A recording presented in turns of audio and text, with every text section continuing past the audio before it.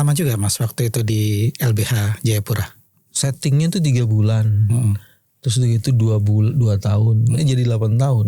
Kan dulu begitu mau dibangun LBH Papua tuh ada tim advance kan. Akan mereka survei, mempelajari macam-macam itu untuk penanganan kasus-kasus. Nah saya pada saat itu sudah 2 tahun tuh di LBH Jakarta. Jadi saya masuknya dari LBH Jakarta. Waktu mendapat Kennedy Human Rights Award itu ketika di LBH Papua. Iya. LBH Jadi Irian pengabdian 8 tahun itu di ujung itu tahun 93 saya terpilih untuk mendapatkan Kennedy Human Rights Awards. Udah nggak percaya, terus kan gaya lawyer muncul. Dari mana saya bisa yakin? Ada yang nggak bisa dilupakan buat publik juga gitu. Ketika 23 Januari 2015 itu benar tuh Mas Wewe lagi mengantar anak sekolah masih pakai sarung gitu. Tapi terus tiba-tiba pulang di stop polisi. Udah mau ditahan di grogol belakang. Saya bilang marah banget. Ini bagaimana ditaruh di belakang tangan kalau sarung di depan ini kalau merosot ya.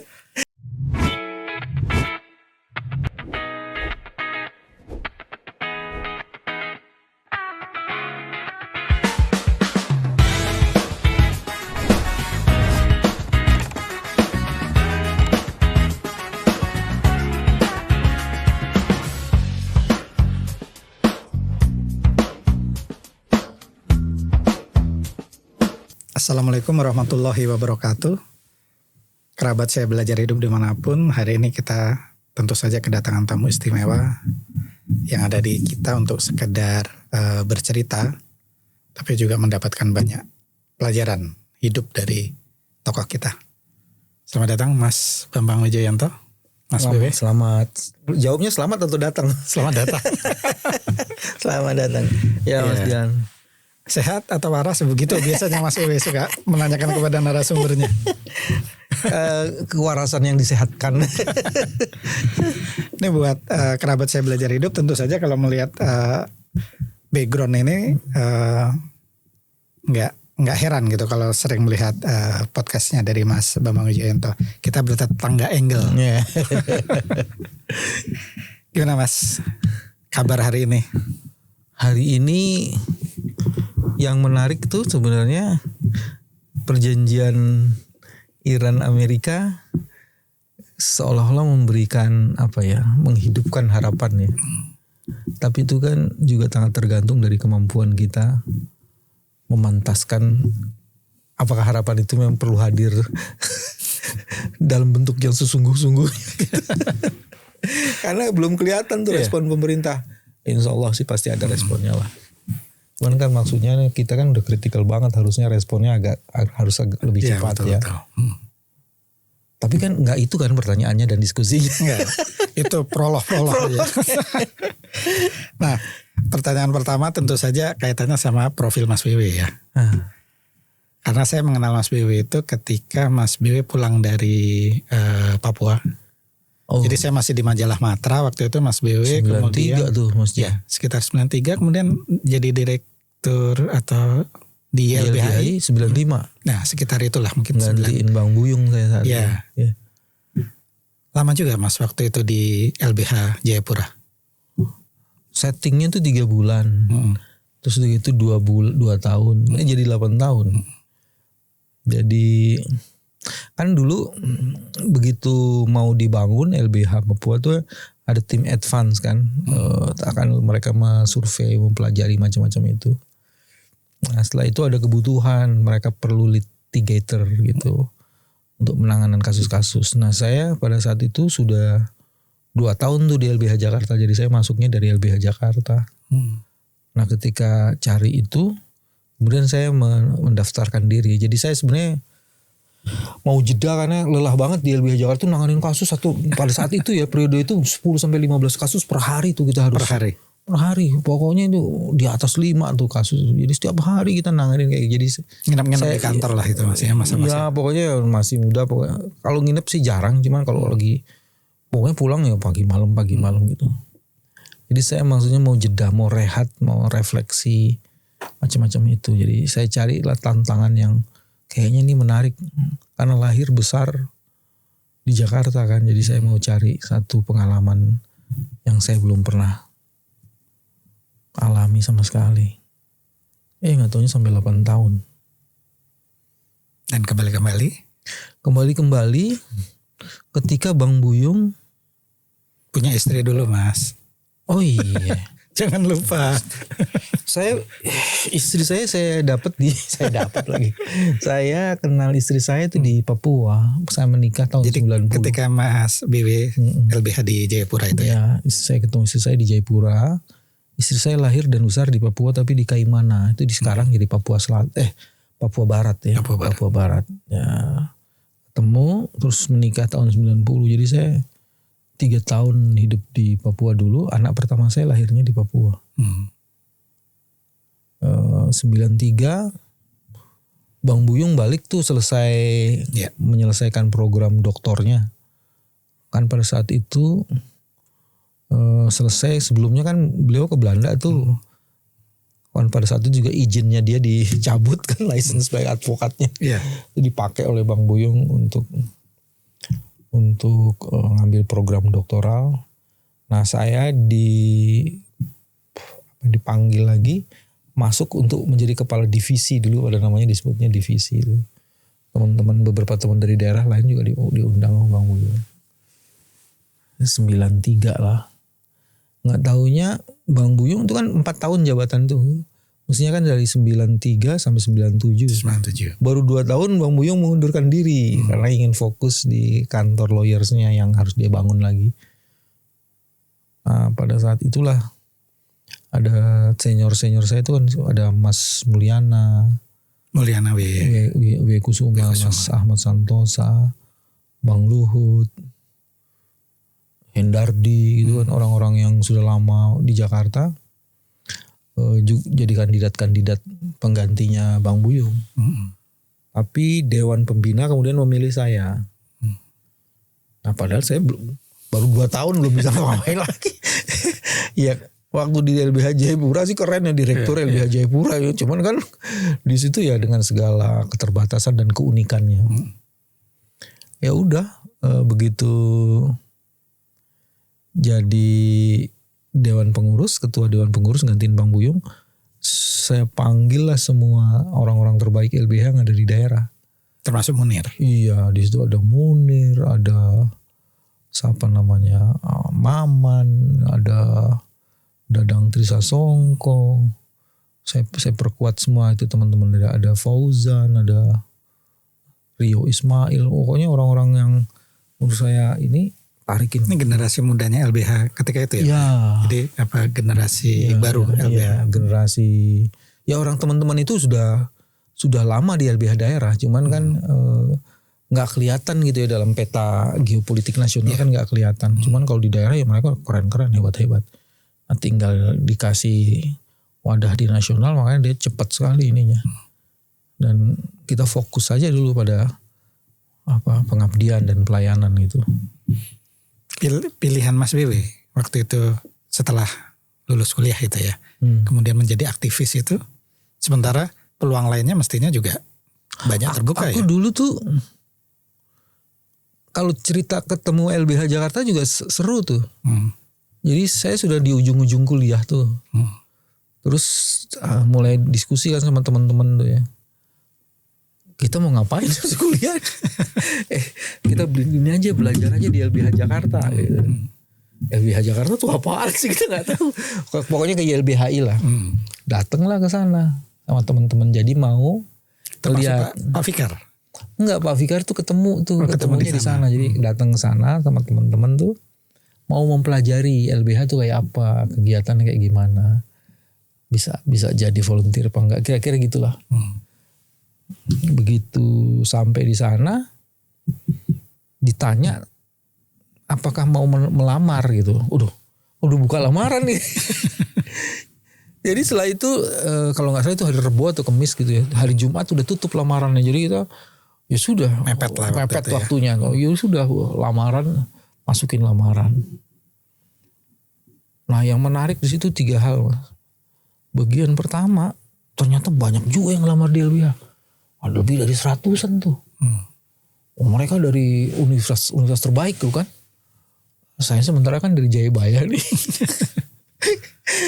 Terus yang kedua yang menarik tuh adalah begitu wawancara tuh kan tesnya beberapa tahap ya. Nah, tes wawancara tuh orang-orang yang saya tidak perkirakan gitu ya. Dan saya baru tahu itu padahal sudah kelama. Oh ini namanya Hugeng. Pak Hugeng ada di situ. Bang Ali ada. Bang Ali Sadikin. Ali Sadikin. Mohtar Lubis. Ada Mulia Lubis. Mereka pembina atau apa di? Ya pokoknya dia pewawancara tuh. Interview itu kan. Interview.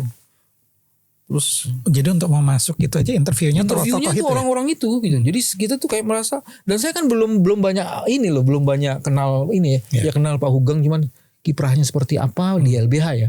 Bukan sebagai ini. Saya nggak ngerti itu. Yang menarik apa coba Mas?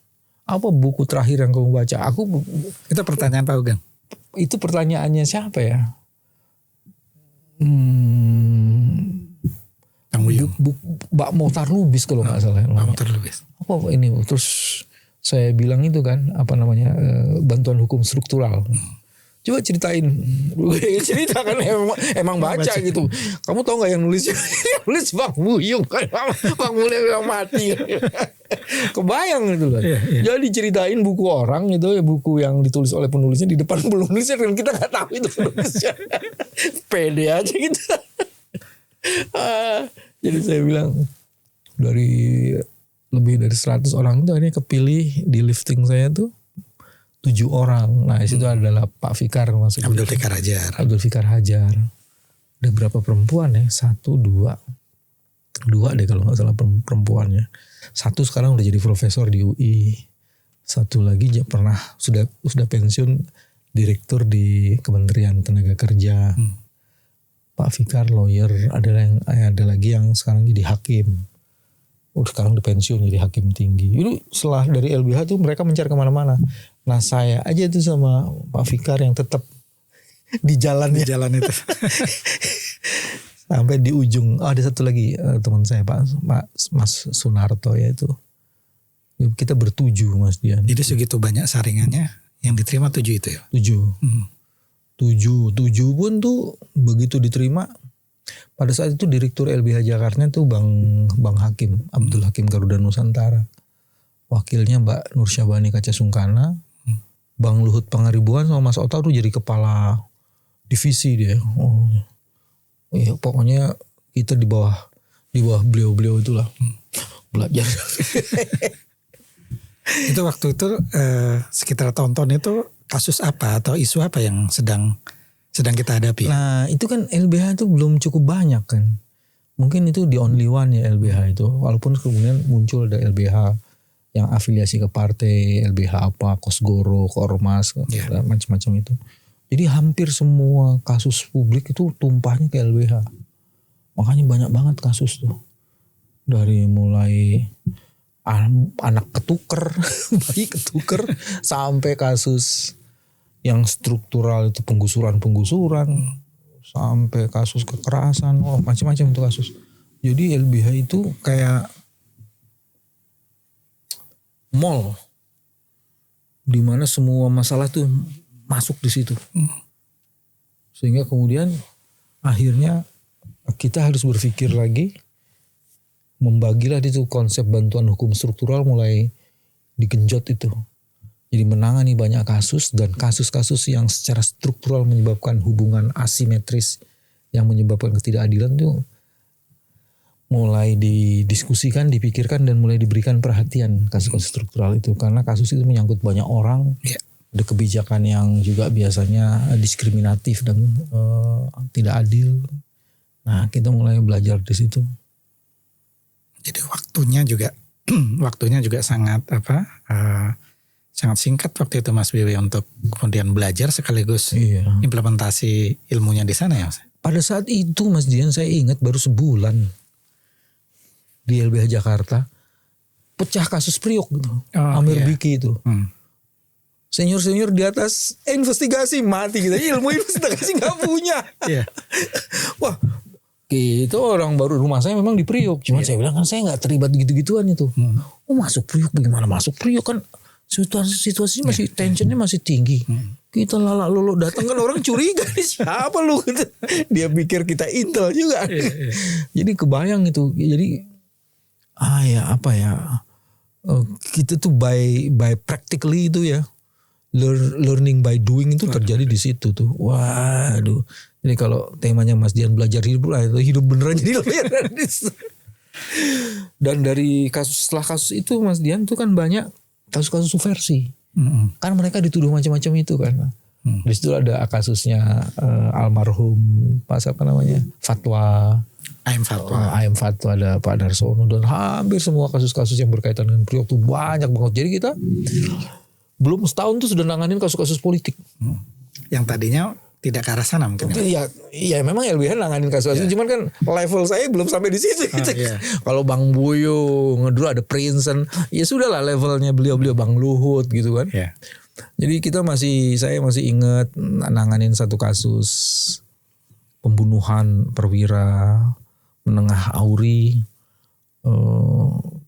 tim litigatornya itu Bang Luhut, pengadilannya di Bogor. Jadi kita dampingi Bang Luhut, belajar dari Bang Luhut gitu kan, gimana cross eksaminasi, suruh kasih berkas, suruh baca berkas, terus belajar begini caranya litigasi gitu. Belajar dari Mas Otak bagaimana riset. Mas Otak punya fokus yang agak beda gitu kan. Ya belajar kemampuan menulis dari Mas Mulyana. Mas Mulyana itu kemampuan menulisnya kan bagus, artikulasinya juga bagus. Belajar dari Bang Buyung. Ya jadi kebetulan keren-keren semua. Dan yang salah satu yang paling menarik itu adalah kami punya mentor dulu. Dan mentornya orang jago-jago. Gak kebayang itu pada saat itu ketemu mentor-mentor. Tadinya kita anggap biasa aja. Misalnya profesor dari UI Ting Swantiong. Waduh. Itu luar biasa sekali. Terus ada Jamaluddin Datuk Singo Mangkuto. Waduh. Nama mentor-mentornya langsung ya. Mentor-mentornya itu dasar-dasar. Zainal Abidin. Masih ketemu satu mentor lagi mantan Menteri Kehakiman. Saya lupa tuh. Terus ada lagi mantan ketua MA. Itu dia dedicated di situ loh. Jadi LBH itu betul-betul training ground gitu.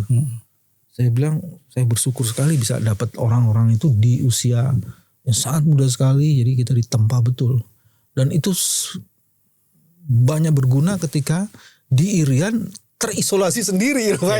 Sama temennya siapa. Di sana harus mulai ngader orang. Jadi, waktu kalau di LBH Jayapura harus mulai kader orang, kan nggak punya orang. Teman-teman yang dari Jakarta mengundurkan diri, tinggal kita sendiri ya jauhan. Akhirnya sudah kader orang, saya pergi ke Universitas Cendrawasih, saya cari teman-teman itu terus bikin training. Nah mereka lah menjadi volunteer terus akhirnya menjadi staff. Terus orang keren-keren itu. Ada yang jadi bupati, ada yang jadi anggota dewan, ada yang jadi hakim, ada yang jadi dosen, jadi semua mereka. Saya bilang ya bersyukur. Jadi kalau ngomong istilahnya tuh merasa hidupnya itu ya ketika berguna bermanfaat untuk teman-teman sampai mereka kemudian mentas dan jadi sesuatu di sana. Kasus di Papua waktu itu atau Irian ketika itu yang ditangani Mas BW apa yang paling top oleh yang subversi itu saya menanganin Presiden Papua, Profesor Dr. Thomas Wapai Wanggai. Waduh, itu orang pintar. Dia tuduh melakukan subversi. Sidang pertama rusuh Mas. Kan kita di dalam nggak ngerti ada kerusuhan, ya sidang aja luar, gitu. Yang di luar rusuh. Kita ngerti gitu kan. Wah, tiba-tiba memang batu berlemparan. Itu kasus yang terus saya pernah jadi lawyer para pedagang pasar Ampera yang digusur. Jadi saya banyak kerjasama dengan teman-teman di gereja, baik di keuskupan maupun di gereja-gereja di bawah GKI. Jadi saya dulu banyak banget ya memang hadir untuk membantu itu kan masyarakatnya yang mereka kebanyakan korban, baik korban pertanahan, korban macam-macam. Ada satu kasus pembunuhan di Asmat. Asmat itu kan pinter ukiran Mas. di Asmat pembunuhannya diduga terjadi di tengah laut. Waduh. Sidangnya Ya, kebayang zaman itu ya, Mas. Jadi sidangnya di Merauke. Bayang Mas, ke Merauke. Ke Merauke itu sidang, waduh, dipinjemin motor dari keuskupan, motor Vespa, motor Vespa. Bayang cerita-cerita itulah. Iya. Pulang sidang karena orang ini dibebaskan kalau nggak salah ya.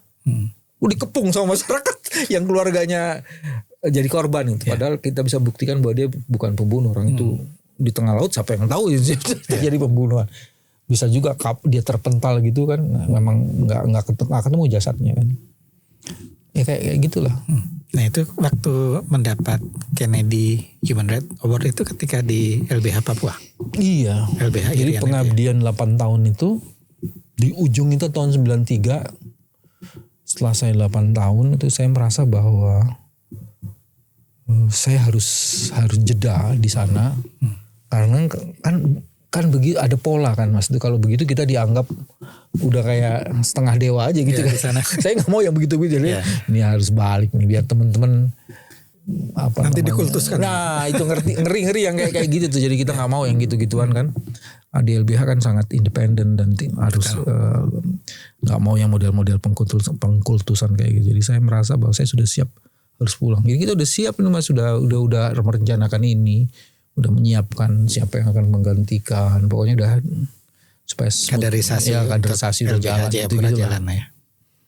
Nah malam itu saya ingat betul kita bikin perpisahan. Dan malam itu ketika perpisahan saya mendapat telepon. Dapat telepon dari seseorang dari lembaga ini. Kennedy Human Rights Center itu. Terus dia menyampaikan ada istrinya. Ini kan Kennedy-nya bukan yang presiden tapi yang jaksa agung nih. Ingin bicara. Gue bilang jauh banget dari Amerika bicara. Urusannya apa nih? Bahasa Inggris masih butak. Zaman dulu teleponnya nih. Oh iya teleponnya masih rumah. Ngomong sih udah dia bilang. Dia cerita bahwa dia istri almarhum Kennedy. Terus saya terpilih. Langsung istrinya. Ya, saya terpilih untuk mendapatkan Kennedy Human Rights Award. Udah nggak percaya, terus kan gaya lawyer muncul. Dari mana saya bisa yakin? Lah, kan bisa aja, padahal belum ada bluffing ini, cuman kan dasar ininya lawyer. Bagaimana saya bisa percaya bahwa ini betul istrinya Kennedy? Terus bagaimana juga saya percaya bahwa saya dapat ini? Dan saya juga nggak tahu kenapa saya bisa dapat itu. Nah ternyata dulu kan saya ya di LBH Jayapura jadi rujukan lah Mas Dian. Jadi saya dulu kan banyak bantuin teman-teman di Jakarta, di Indonesia lain yang mau macam-macam ya, maksudnya mau macam-macam tuh, mau ada riset, ada macam-macam, termasuk orang-orang dari luar ya yang mau riset soal pertanahan, mau riset macam-macam gitu. Ya kita bantuin aja. Nah mungkin salah seorang dari mereka yang mengusulkan itu. Sampai sekarang saya nggak ngerti siapa yang mengusulkan saya itu. Sampai sekarang nggak ngerti. Tapi dipantau terus mungkin Mas BW. Mungkin. Ada Freeport nih. Cuman Freeport urusannya kan kita ngelawan dia juga. Ya sudah. Itu kayak shock Mas. Saya sudah memutuskan balik. Terus saya diapresiasi dengan seluruh pekerjaannya. Terus bagaimana? Ya udah diputuskan kan. Jadi itu mungkin salah satu cara untuk menahan saya lebih lama di Papua. Cuman keputusan sudah diambil, semua proses sudah berjalan, ada ini ya sudah. Jadi saya tetap ke Jakarta dan ya itulah salah satu yang jadi memimpin di LBH ketika itu 95. 93 balik jadi kepala divisi pertanahan. Wah terus bikin macam-macam lah kan sampai di saat yang paling genting dan penting sampai tahun 2000 saya. Jadi di 97-98 tuh mulai naik tuh political tensionnya tuh.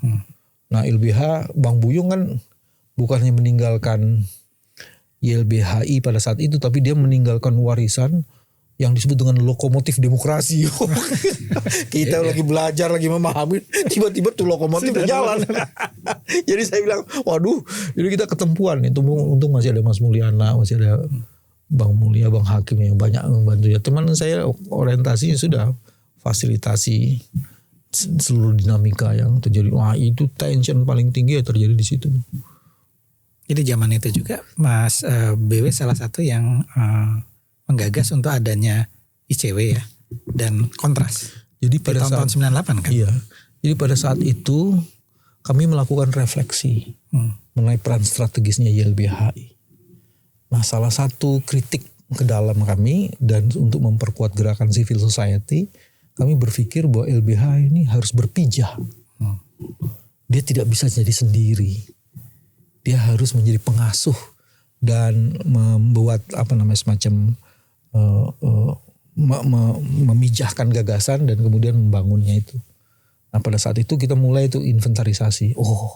Orde Baru itu apa korupsi? Oke, lembaga anti korupsi belum ada. Bikinlah ya. Indonesian Corruption Watch. Nah Indonesian Corruption Watch kita cari orang dari dalam siapa? Sekjennya kita minta pada itu Teten Mas Duki. Orang yang di situ Dewan Penyantunnya orang yang nggak boleh bersentuhan dengan kasus-kasus korupsi pada saat itu. Makanya ada beberapa senior yang menangani punya kantor-kantor besar masuk situ nggak bisa. Nah kayak gitu. Terus udah gitu, wah ini YLBHI itu harus berhadapan terus dengan bentuk-bentuk kekerasan yang dilakukan oleh aparat. Muncullah kontras. Jadi kontras itu khusus menangani isu-isu kekerasan yang ditangani oleh yang dilakukan oleh aparat. Kita bentuk ada 3 lagi Mas. Yang ketiga itu untuk pertukaran gagasan soal kebijakan macam-macam kita bentuk itu KRHN, Konsorsium Reformasi Hukum Nasional. Dia kita bentuk itu juga. Nah itu ada lagi anak-anak muda di LBH kita minta di situ. Jadi kita kerjaan itu mengkoordinir guru-guru besar, buku undang-undang politik. Nah dari situ nanti kita join dengan Setro untuk Setro itu Center of Election gitu ya. Itu ngomongin dulu soal amandemen konstitusi. Jadi mengkoordinasi seluruh guru besar tata negara se-Indonesia. Jadi ngomong soal dulu kami gagasan itu membangun komisi konstitusi bukan langsung amandemen.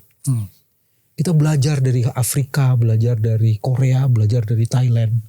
Akhirnya kami pada saat itu memutuskan harus dibentuk komisi konstitusi seperti di Afrika. Karena kalau perubahan konstitusi dilakukan sendiri oleh orang yang akan menggunakan sistem itu, dia bisa korup di situ. Begitu. Iya, asumsinya kan bisa konflik of interest. Tahu, ya? Iya. Jadi dia bisa menyelundupkan pasal-pasal itu untuk kepentingannya dia, kelompoknya. Nah, jadi akhirnya kita berbeda pendapat di situ. Kalau pakai ke Afrika Selatan, komisi konstitusi itu nanti dibentuknya komisi ini juga di daerah-daerah berkomunikasi dengan publik. Hasilnya itu nanti baru dikirim ke majelis dan oleh majelis cuma 2 aja, terima atau tolak. Dengan begitu itu betul-betul satu partisipasi yang genuine dari publik, dari masyarakat. Jadi masyarakat membangun sistemnya tuh dari awal bersama-sama dari bawah. Terus jadi tingkat partisipasinya tuh sangat tinggi. Jadi genuine participation tuh kita ambil dari situ. Nah setelah itu mereka tidak ada jarak. Bukan tidak ada jarak. Betul-betul kepentingannya yang memang dibutuhkan. Jadi dia konflik kepentingan bisa kita kendalikan gitu loh. Dan itu kan yang datang yang itu nanti masyarakat, tokoh adat, tokoh agama. Pokoknya kita kami membayangkan kayak gitu. Tapi nggak bisa cepat. Nah ini mau shortcut. Dibikin sendiri oleh mereka, diskusi sendiri oleh mereka. Dan kita agak ditipu-tipu di situ kan. Ini kok ini bagus saya nggak tahu diketok. Tapi dari saat itu dari pemerintah ada hambatan atau dihalang-halangi nggak? Yang pertama memang itu kan soal ownership. Kalau ini kan ownershipnya di masyarakat ya. Kalau itu ownershipnya kan ada di legislator macam-macam itu. Dan bagi mereka, loh ini urusan begini maksudnya diserahin ke ini gitu. Ke masyarakat dia nggak bisa punya andil gitu kan, nggak bisa macam-macam itu kan.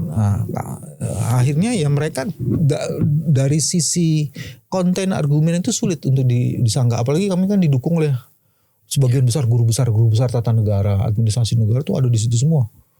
Top-topnya Indonesia guru besarnya di situ semua, nggak ada yang. Betul.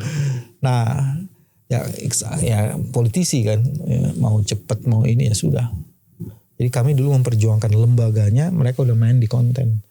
Nah, maksudnya konten ini nanti harusnya diskusi sama masyarakat. Kalau itu terjadi, maka ownership, belongingship-nya itu betul-betul dahsyat kalau bisa terjadi ya. Cuman secara membuktikan bahwa kami harus kalah dalam pertarungan gagasan itu. Iya, iya. Kemudian lanjutannya nih Mas, setelah itu kan Mas Wiwi masuk di pencalonan KPK ya? Ya, saya aktif dulu di ICW ya sebagai ICW. Dewan Etik. Dewan Etik, terus saya juga membantu beberapa lembaga lain tuh kayak Partnership for the Governance Reform, terus di Setro. Pokoknya beberapa lembaga tuh kita bantuin.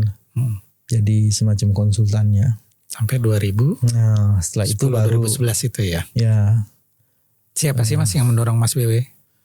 Biasa, Maju. teman-teman civil society itulah.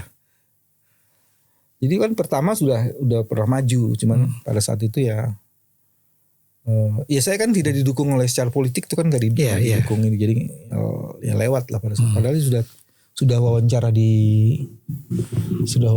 di apa namanya di DPR. Fit and proper test-nya. Yang kedua saya nggak ikut. Terus yang ketiga dibujukin lagi. Ada yang dorong-dorong lah ya. Pada saat itu sebenarnya ada yang suka tidak tercatat dalam sejarah tuh. Pernah saya hanya tinggal bersama Mas Busro. Itu untuk menggantikan posisinya Antasari Ashar. Untuk jadi ketua KPK itu cuma berdua begitu. Ya pasti semuanya orang tahu Mas Busro jauh lebih matang lebih ini. Jadi Mas Busro yang dipilih. Makanya Mas Busro kan kami itu kan 4 tahun ya.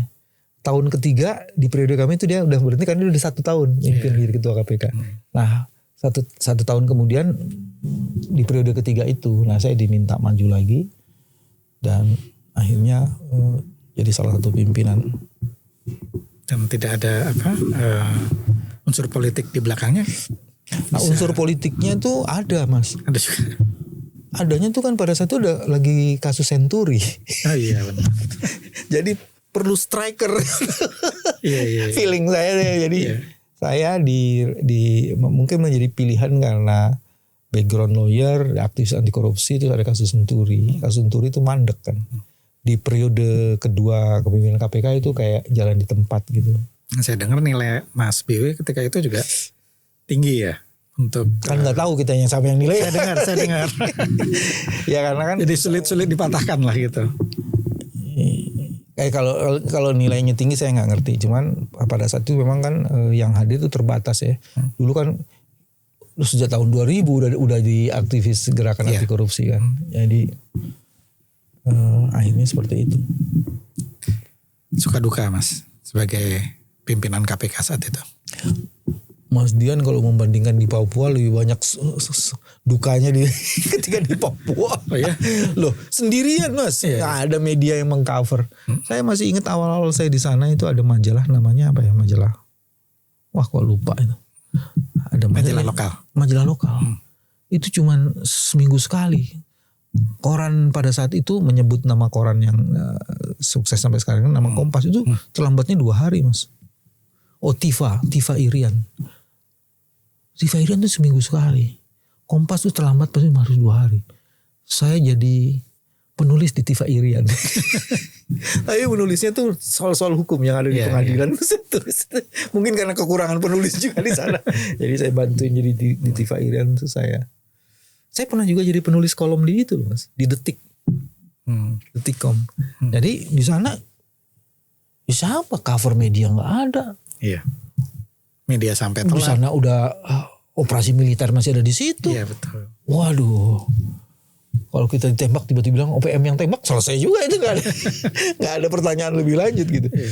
Jadi saya merasa faktor kesulitannya lebih jauh ada di Papua. Ketika di Jayapura, tidak di Papua. Nah kalau di KPK ini kan saya sudah mulai dikenal oleh publik, coverage medianya juga pasti banyak membantu macam-macam kayak gitu ya. Jadi lembaganya saat itu juga diperhitungkan. Tingkat kekerasannya juga jauh ada di Papua pada saat itu kan, operasi militer. Nah, jadi kalau saya mau bilang miracle pertama bisa lolos dari kehidupan ya ketika di Papua itu. Nah miracle kedua Chandra dibukanya itu. Miracle kedua baru di KPK itu. KPK ya keras juga sebenarnya. Cuman kan pada saat itu kita mau membangun sesuatu yang misalnya waktu di KPK apa yang menarik ya? Pertama mengubah pola komunikasi dengan publiknya. Jadi pola komunikasinya dulu ada Mas JB kan, dia punya kemampuan Johan artikulasi bagus banget, Johan Budi. Terus Jo, lu jangan punya menyampaikan pesan, lu harus membangun kayak advocacy terhadap apa itu anti korupsi, mengubah penanganan itu menjadi sebuah gerakan kayak gitu kan. Jadi disitulah melibatkan partisipasi publik, ada perannya Mas Busro luar biasa di situ. Konsentrasi dengan isu sumber daya alam. Makanya muncul GNSDA, Gerakan Nasional Sumber Daya Alam. Itu muncul dari situ kesadarannya ini agunan masa, itu yang mesti kita selamatin, ini agunan masa depan Indonesia. Jadi muncul di situ kita mulai membangun itu gerakan. Dulu ada KPK pertama kali punya radio tuh pada periode kami tuh. Ada radio. Radio kan, nggak tahu sekarang tuh ya. Dan jadi supaya publik tahu apa yang disampaikan ya. Ada 3 Mas. Ada sukses story yang kadang-kadang sukses story itu tidak menjadi perhatian media. Karena media kan ngelihat pada ininya kan, pada heroiknya atau case-nya itu. Jadi ini kan harus dikabarkan. Terus untuk bertukar gagasan itu juga penting tuh. Dan terus kita juga ingin merangkul dulu pada zaman itu tuh ada periode Mas Dian mesti nih film anti korupsi muncul. Ya, betul. Main di di musik. Kita ketemu Iwan Fals bikin lagu anti korupsi terus sudah gitu ada Jaduk Herianto, ada Cak Nun. Jadi kita menggerakkan betul, kita punya desa. Jadi anti bukan korupsi. dari sisi hukumnya aja ya Mas? Bukan, jadi, karena korupsi itu harus dilawan dengan melibatkan partisipasi publik dan mengubah itu menjadi gerakan. Jadi bukan cuma handling cases Mas. Riset kita masukin, terus kita mau coba menghubungkan antara pencegahan dan penindakan. Makanya dulu kami perkenalkan pencegahan ofensif. Ya, apa itu pencegahan ofensif? Ya pencegahannya itu harus bukan hanya mencegah tapi membangun sistem. Membuat ini kalau lu macam-macam itu dia bisa link up dengan penindakan kayak gitu tuh. Dulu gagasan single identity number itu udah mulai masuk tuh. Terus kita juga membuat dulu SIN, Sistem Integritas Nasional. Ada itu dibikin gitu. Di zaman itu ya Pak? Zaman itu. Di periode itu. Ya cuman kan ya. Ya sama-sama tahu lah. Nah tentu saja ada yang gak bisa dilupakan. Buat publik juga gitu. Ketika 23 Januari 2015. 23 Januari 2015. Iya. Itu kan. Itu benar tuh Mas Wewe lagi mengantar anak sekolah. Masih pakai sarung gitu. Kemudian. Kan saya punya kita membangun kami membangun semacam watak dan kultur. Artinya kalau urusan antar anak tuh bukan urusan orang tuanya. Nggak ada urusannya dengan supir. Dulu kan dikasih supir, dikasih asisten gitu ya. Ajudan. Lah ini ya antar lah. Mereka belum datang ya gitu udah nganter anak lu kan mesti jam 5:30 harus keluar. Ya sudah nganter. Emang punya tugas nganter anak. Pokoknya kalau urusan pribadi kita mesti tangani sendiri. Jadi membangun karakter itu. Antar kan pakai sarung aja pulang salat subuh. Daripada ganti-ganti pakai sarung aja gitu. Ya nggak ada punya pikiran macam-macam. Itu agak siang tuh, udah mau agak siang. Ini pasti macet ini. Tapi di polisi kok buka jalan ini. Keren nih kayak dapat jadi lancar. Ini rezeki apa? Di setiap titik-titik yang macet itu dibuka jalannya. Jadi akhirnya nggak terlambat, masih jam 7 kurang udah sampai. Tapi terus tiba-tiba pulang di stop polisi. Ini urusannya apa? Kayaknya nggak ada pelanggaran lalu lintas. Kan dulu suka ada razia tuh. urusannya pagi-pagi razia apa ini? Stop, diminta turun. Udah mulai ragu-ragu nih, kok diminta turun? Tanya aja, biasanya kalau orang tanya SIM silang itu kan, gak usah diminta turun. Ditunjukkan surat perintah. Terus ketika ditunjukkan surat perintah, gak ada saksi nih. Kebetulan ada satu anak saya, anak nomor 2, ikut saya. Langsung saya panggil. Langsung di training cepat.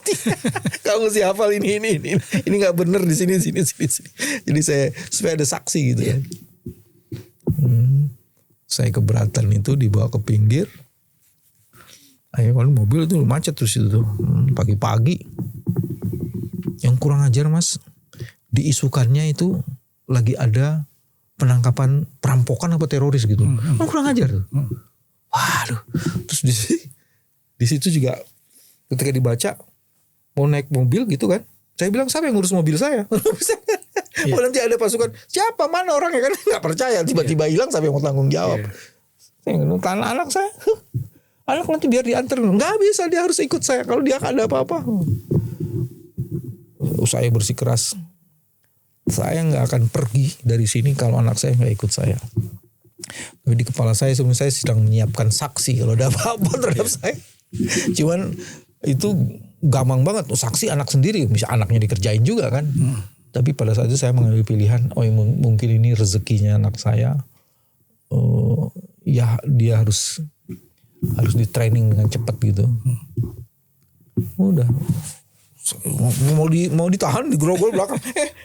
Kok saya bilang marah banget. Ini bagaimana ditaruh di belakang tangan kalau sarung di depan ini kalau merosot ya. Ya karena waktu itu kita di media itu kan tersebar lah bahwa Mas BW kemudian ditahan atau ditangkap ketika itu. Tapi kemudian waktu agak lama kita nggak tahu apakah dibawa kemana dan siapa langsung ke Mabes Polri, ke Bareskrim.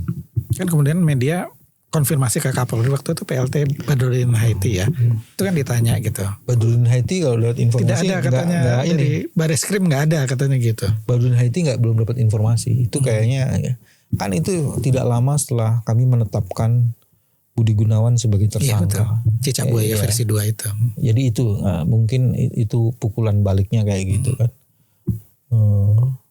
Enggak, sebenarnya saya sudah dikasih tahu sama teman-teman di Indah di KPK itu, Mas BW lagi dicari-cari itu. Saya bilang urusannya apa cari-cari saya? Jadi agak nggak percaya juga. Nah, saya kan tetap beredar, tetap ini. Nggak taunya beraninya kalau lagi pakai sarung. Dicari lemahnya pada waktu seperti itu. Soalnya kalau pakai sarung nggak bisa lari cepat kali. Keserimpet. Takut keserimpet. Tapi saya menikmati itu saja Mas Dian. Iya. Saya menganggap itu jangan-jangan itu jalan kemuliaannya harus pakai gituan gitu.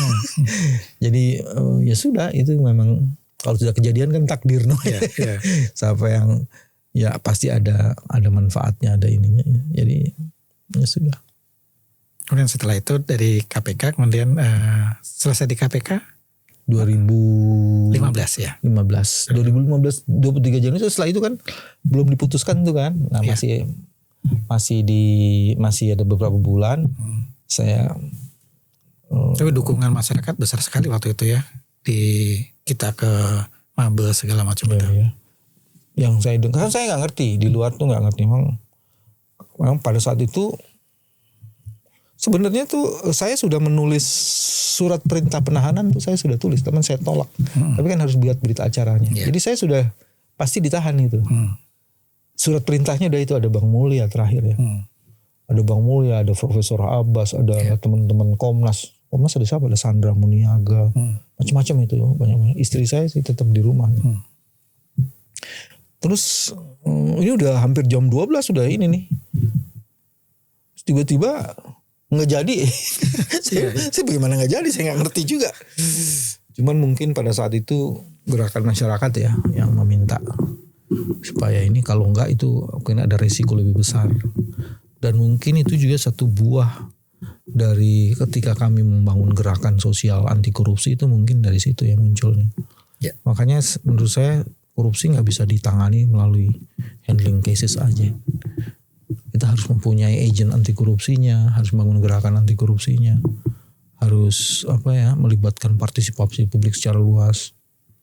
Dulu tuh sampai kita bangun youth camp on anti corruption, teacher on anti corruption. Jadi semua sesuai dengan bidangnya masing-masing gitu loh Mas. Karena itu kan korupsi itu ya sekarang itu kayaknya nggak tahu ya, mungkin tidak dilakukan lagi dengan cukup konsisten. Jadi periode itu memang melibatkan publik secara luas dengan berbagai karena kami belajar dari sejarah pemberantasan korupsi itu, hampir sejarah pemberantasan korupsi yang ada macam operasi Budir macam-macam itu sangat legal banget dan hanya 1-2 orang saja yang terlibat di situ.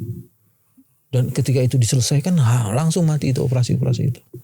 Nah KPK itu kan harus dihidupkan. Ya. Jadi kalau belajar hidup ini harus menghidupkan. Kemudian dari KPK setelah selesai itu Mas Wiwi kemudian ke kampus ya. Banyak mengajar. Ya saya mengajar. Di beberapa perguruan tinggi. Ya saya mengajar di Trisakti. Tapi sebenarnya di Trisakti saya sudah mengajar sebelum saya di KPK. Oh iya. Saya sudah mengajar di situ. Saya mengajar juga di UI, mulai ditarik teman mengajar di Universitas Juanda Ya. Terus ya keliling lah banyak. Jadi kalau studi general ya kalau yang di awal-awal kuliah gitu tuh ada banyak isi, mulai nulis buku. Ya. Ada beberapa buku yang tulis di situ. Dan mulai mendapat sorotan lagi ketika menjadi kuasa hukum waktu Capres 2019 dan 2024 kemarin itu Mas. Sebenarnya salah satu keahlian yang saya pantaskan itu adalah menjadi lawyers untuk sengketa pemilihan kepala daerah. Ya, jadi saya kepala daerah tuh banyak menangani itu kalau lagi musim pemilihan kepala daerah itu. Saya jadi lawyernya untuk banyak kasus-kasus kepala daerah.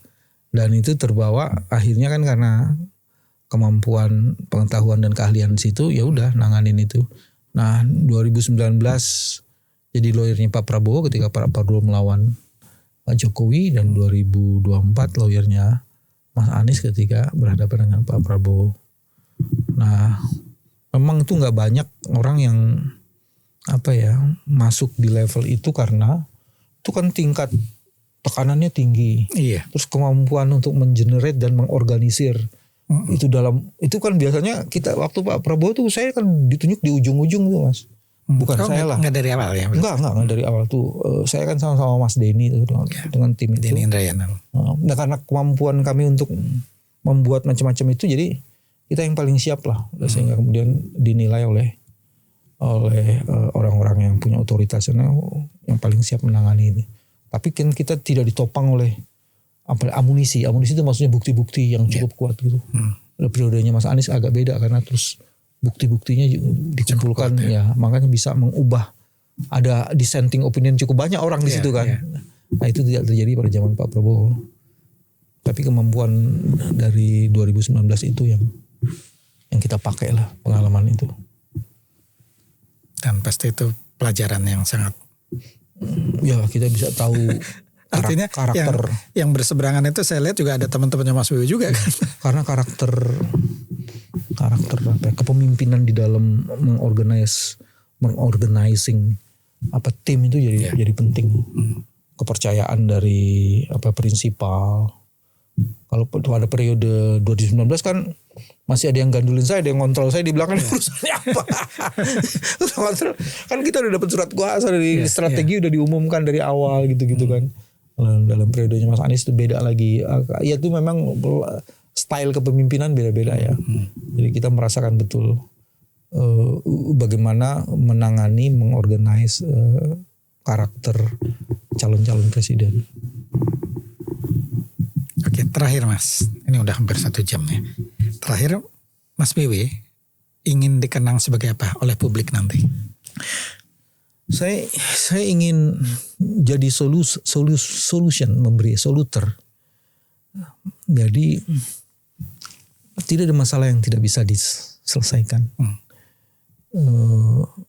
Memberikan alternatif, opsi supaya kemudian masalah itu bisa diselesaikan. Jadi saya mau memantaskan diri di situ gitu.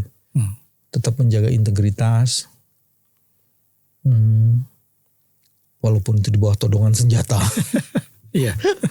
Kadang-kadang kan saya pernah bilang sama teman-teman saya, banyak orang dikorbankan karena kasus korupsi, dia korban. Cuman kasusnya korupsi, lo tanganin apa enggak gitu. Itu enggak banyak, kecil dari 5%. Nah, itu sebabnya kemudian orang-orang ini kan sebenarnya korban gitu. Nah ini yang jadi kita harus kasih solusi, kasih alternatif, kasih membantu yang bisa kita bantu. Nah ini bisa bisa dilakukan salah satunya melalui podcast ini Mas. Yeah. Jadi sharing, jadi selalu melihat angle selain masalah juga apa jalan keluar terhadap itu. Yeah. Atau menukik di kedalaman masalah supaya kita bisa memahami kompleksitas problemnya itu. Sehingga kemudian orang bisa melihat secara lebih jernih dan lebih dalam. Itu jarang muncul juga ya Mas Wewe di acara-acara TV gitu, di undang-undang. Ya itu saya agak mengurangi porsi di spotlight publik itu karena saya mendapat kesan yang dicari di situ keriuhannya, entertaining. Ya, bukan kedalamannya dan ketajamannya, tapi kalau pakai bahasa positif public discourse-nya. Yeah. Tapi itu bisa menimbulkan noisy saja sebenarnya kan. Jadi voices-nya bisa kadang-kadang terlewatkan. Nah, melalui seperti Mas Dian ini kan kita bisa lebih mengemukakan, mengeluarkan voice. Yang prinsip hidup yang dipegang Mas Wewe sampai sekarang? Saya itu mau sederhana gini aja Mas. Ya, terus berguna gitu di setiap kesempatan yang dimana saya bisa ada dalamnya, saya bisa bermanfaat gitu. Karena kan sebaik-baiknya orang yang bermanfaat ya. Begitu terus ya menyiapkan jalan pulang lah Mas. Ngapain lagi kita? Selama bisa memberi, kita memberi kontribusi kayak gitu. Makanya tetap ngajar kan dalam rangka itu, sharing knowledge, sharing pengetahuan, supaya kemudian untuk anak-anak muda ke depan yang akan menjadi leaders, the next leaders of Indonesia. Baik, Mas Wewe, terima kasih. Acara ngobrol-ngobrolnya udah 50 menit juga kita ngobrol. Masih banyak sebetulnya ya. Kalau lihat list pertanyaannya masih banyak banget. Jadi ada yang dengerin apa enggak gitu. Jadi asal paling enggak kita denger sendiri. Ya, bukankah hidup harus terus menyalakan semangat? Nah, itu tagline yang sering kerabat saya belajar hidup juga saya sampaikan. Jadi kita belajar semangat dari Mas Bambang Wijoyanto hari ini. Ada Mas satu lagi Mas, nyala-nyali. Kata-katanya Mas Jan tuh. Iya. Nyalakan nyalimu. Harus bernyala dan bernyali menghadapi hidup ini. Terima kasih, sampai jumpa. Terima kasih Mas Wewe. Terima kasih Mas. Assalamualaikum warahmatullahi wabarakatuh.